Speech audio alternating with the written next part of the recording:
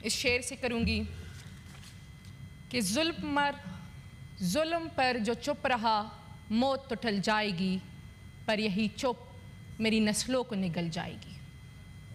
Chairman صاحب، اس وقت اس ملک میں جمہور اور آئین اپنی بقا کی جنگ لڑ رہے ہیں۔ آج جو اس ایوان میں یہ اجلاس بلایا گیا تو اجلاس کے آغاز میں ہمیں یہ گلابی پیلے کاغذ دیے گئے۔ کتنا انفارچونیٹ ہے کہ اس سے پہلے گورنمنٹ کو بھی کوئی پتہ نہیں تھا کہ کوئی ترمیم آ رہی ہے۔ 3 دن پہلے قوم کو بلاول بھٹو زرداری صاحب کے ٹویٹ سے پتہ چلا کہ کوئی ترمیم آ رہی ہے۔ ہم یہاں پہ جمہور کی باتیں کرتے ہیں، ہم یہاں پہ آئین کی باتیں کرتے ہیں، ہم یہاں پہ عوامی مفادات کی باتیں کرتے ہیں، لیکن وہ باتیں صرف باتیں ہیں، عملی مظاہرے کچھ بھی نہیں ہیں۔ کتنا انفارچونیٹ ہے سر کہ ایسی بھی کیا ایمرجنسی تھی، ایسی بھی کیا آفت تھی کہ اس ترمیم کو منظور کرنے کے لیے وزیر اعظم صاحب کو کابینہ کی میٹنگ زوم پہ چیئر کرنی پڑی۔ ہم تو مارکہ حق میں الحمدللہ کامیاب ہوئے ہیں، ملک اس وقت ترقی کی اڑان اڑ رہا ہے، معیشت شاید بہت ہی سٹیبل ہے، تو پھر یہ ایمرجنسی کیوں ہے؟ ایسی کیا ایمرجنسی ہے کہ وزیر اعظم صاحب کو زوم پہ میٹنگ چیئر کرنی پڑی اور انہوں نے صرف خبر جاری کی کہ جی 27ویں ترمیم منظور ہو گئی ہے؟ اس سے پہلے کسی کے پاس بھی اس ترمیم کا مسودہ نہیں تھا۔ ہم یہاں آئے، ہمیں بتایا گیا کہ جی یہ ترمیم ہے اور یہ لائی جا رہی ہے۔ یہاں پہ شری رحمان صاحبہ سے میں نے جمہور کی بالادستی کی بہت باتیں سننے میں اچھی بھی لگی سر، لیکن کاش ان پہ عملی مظاہرہ ہوتا۔ اس وقت چونکہ ہم کسی بھی اسٹینڈنگ کمیٹی کا حصہ نہیں ہیں اور نہ ہم بنیں گے، وجہ ایک ہی ہے سر، ہم اس ایوان پہ عمران خان کے نام اور ان کی ووٹ کی وجہ سے ہے، اور ہمارے لیڈر کا یہ حکم ہے کہ ہم کسی بھی ایسی اسٹینڈنگ کمیٹی کا حصہ نہیں بنیں گے جو اس ارریگولر سسٹم کو لیجیٹیمائز کر رہا ہے۔ اگر آپ چاہتے ہیں کہ یہ بہت بہترین ترمیم ہے اور اس سے اس ملک کا فائدہ ہوگا، اس ملک کے عوام کا فائدہ ہوگا، تو ملائیں ہمیں اپنے لیڈر عمران خان صاحب سے، ہم ان کی ڈائریکشنز لیں اور پھر ہم آ کے آپ سے بات کریں گے۔ آپ نے بات کی کہ جی کانسٹیٹیوشنل کورٹس، میں نے جب اس گو تھرو کیا اس پورے مسودے کو تو پتہ چلا کہ جی کانسٹیٹیوشنل کورٹس آ رہے ہیں۔ پہلی بات تو یہ ہے کہ جو آپ نے پچھلے سال 26ویں ترمیم کی تھی، کیا وہ فیل ہو گئی ہے؟ کیا اس کے بعد عدالتیں اپنا کام نہیں کر رہی ہے؟ کیا اس کے بعد آئین کی بالادستی نہیں ہو رہی ہے؟ کیا اس کے بعد قانون کی بالادستی نہیں ہو رہی ہے؟ بات صاف ہے چیئرمین صاحب، ترامیم ایک بہانہ ہے، نشانہ صرف اور صرف عمران خان ہے۔ اگر آپ کی 26ویں ترمیم بہت شاندار تھی، اگر آپ کی 26ویں ترمیم کے بعد عدالت سرخرو ہوئی ہے، تو پھر کانسٹیٹیوشنل کورٹس کی کیا ضرورت ہے؟ آپ اس ملک کے ساتھ کیوں بار بار ایڈونچرز کر رہے ہیں؟ کیا ترمیم پر ترمیم لانے کے بعد ہم اس ملک کا فائدہ کر رہے ہیں؟ کیا ہم اس ملک کے عوام کا کوئی فائدہ کر رہے ہیں؟ یہاں پہ بات ہو رہی تھی NFC کی، انہوں نے کہا کہ NFC ایوارڈ پر پیپلز پارٹی کھڑی ہوئی ہے۔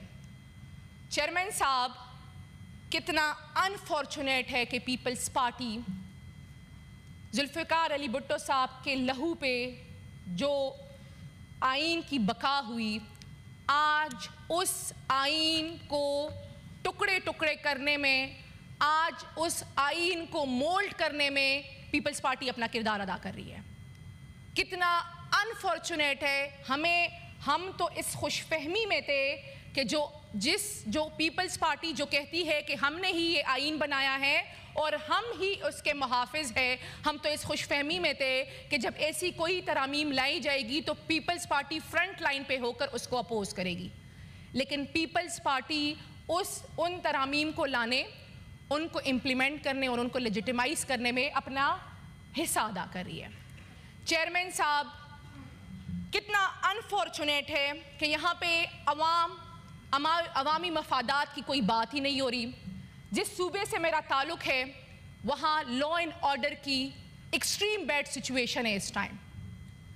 वहाँ पे ड्रोन अटैक्स हो रहे हैं, मार्टर गोले गिराए जा रहे हैं, हमारी ख़वातीन, हमारे बच्चों की लाशें उठा के लोग सड़कों पे सरापा एहतजाज है, मिलिट्री ऑपरेशंस स्टार्ट करने की बातें हो रही है। बाजावड़ में स्पेसिफिक मकामात पे मिलिट्री ऑपरेशन शुरू करने का गो थ्रू दिया जा चुका है। हमारे वज़ीरिस्तान के DPO साहब को अपने 5 साथियों समेत वो शदीद ज़ख्मी में हैं इस टाइम। हमारे हंगू में SP साहब शहीद हो चुके हैं। इन हालात में कोई खैबर पख्तूनख्वा में जारी अमन व अमान के हवाले से कोई बात ही नहीं कर रहा। फिर जब हम कहते हैं कि हमें बात करने का मौका दे, हमें मुज़ाकरात करने का मौका दे, तो कहा जाता है कि वो तो आपका डोमेन ही नहीं है, वो तो वफाक का डोमेन है। और वफाक को फुर्सत ही नहीं है कि वो इस टाइम खैबर पख्तूनख्वा की तरफ कोई ध्यान दे, खैबर पख्तूनख्वा में अमन व अमान की सूरत हाल पे कोई ध्यान दे, हमसे इनपुट ले। हम चाहते हैं कि मुल्क तरक्की करे, हम चाहते हैं कि इस मुल्क में आइन और कानून की सरबुलंदी हो। आप एक तरफ से हमें साइडलाइन कर रहे हैं, दूसरी तरफ से आप हमें कह रहे हैं कि हम इस इलिजिटिमेट सिस्टम का हिस्सा बने, हम आपकी चीज़ें लेजिटिमाइज करें। चेयरमैन साहब, ये तो नहीं हो सकता, ये बिल्कुल भी नहीं हो सकता कि हमें रातों रात कोई तरमीम आएगी और सुबह हमें कहा जाएगा कि आप इसको मंजूर कराएं। ये ईवान रबर स्टैम्प नहीं है सर। इस ईवान को 25 करोड़ अवाम ने अपना मैंडेट दिया हुआ है। हमें पता है कि आपने अवाम का मैंडेट पे डाका डाल के जो हुकूमती अराकीन है वो इन चेयर्स पे बराजमान है, लेकिन फिर भी सही जमहूर के लिए अपने हिस्से का किरदार अदा करे, अपने आप को रबर स्टैम्प्स ना बनाए।